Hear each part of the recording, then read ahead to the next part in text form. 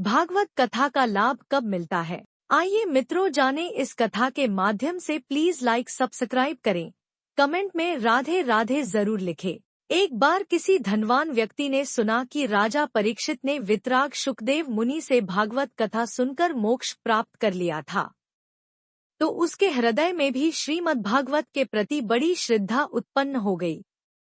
उसने सोचा कि मैं भी क्यों ना भागवत कथा सुनकर मोक्ष की प्राप्ति कर लूं।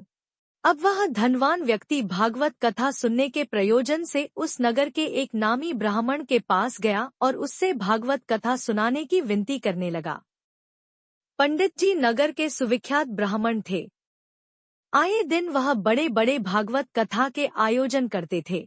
धनी व्यक्ति के आग्रह को सुनकर पंडित जी ने उसका स्वागत सत्कार किया और बोले, श्री जी यह कलयुग है। आज के समय में सभी धर्म कृत्यों का फल 4 गुना कम मिलता है।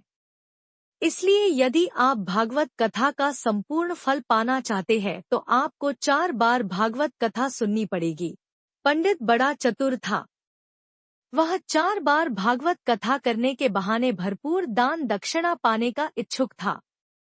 लेकिन पंडित जी की यह चालाकी धनी व्यक्ति नहीं समझ पाया और बोला, अवश्य पंडित जी जैसा आप उचित समझे। भागवत कथा का आयोजन हुआ। परीक्षित ने केवल 1 सप्ताह भागवत सुनी थी, जबकि धनी व्यक्ति ने 4 सप्ताह भागवत कथा सुनी, फिर भी कोई लाभ होता हुआ नहीं दिखाई दिया।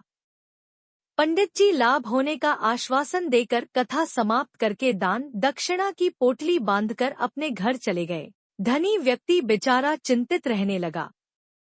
वह दिन भर सोचता रहता था कि मैंने 4 बार भागवत कथा सुनी, पंडित जी को भरपूर दान दक्षिणा दी, फिर भी मुझे मुक्ति नहीं मिली। क्यों?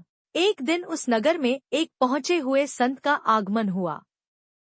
संत का तो काम ही होता है सभी जगह घूम घूम कर लोगों को उपदेश देना। जब धनी व्यक्ति को संत के बारे में पता चला तो वह भी अपनी समस्या लेकर उनके पास गया और बोला, महात्मन, मैंने सुना है कि परीक्षित ने 1 बार भागवत कथा सुनकर मोक्ष प्राप्त कर लिया था।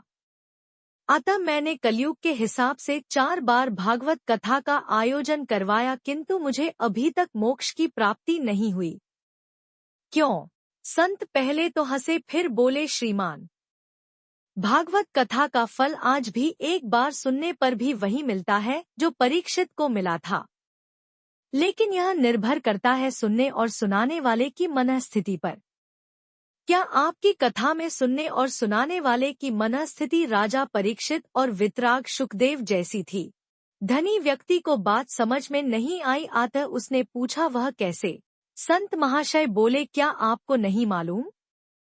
राजा परीक्षित को उन 7 दिनों में केवल मृत्यु दिखाई दे रही थी और वितराग शुकदेव मुनि भागवत कथा उन्हें केवल उनके कल्याण अर्थात मृत्यु भय से निवारण के लिए सुना रहे थे, न कि अपने लोभ और लालच की पूर्ति के लिए।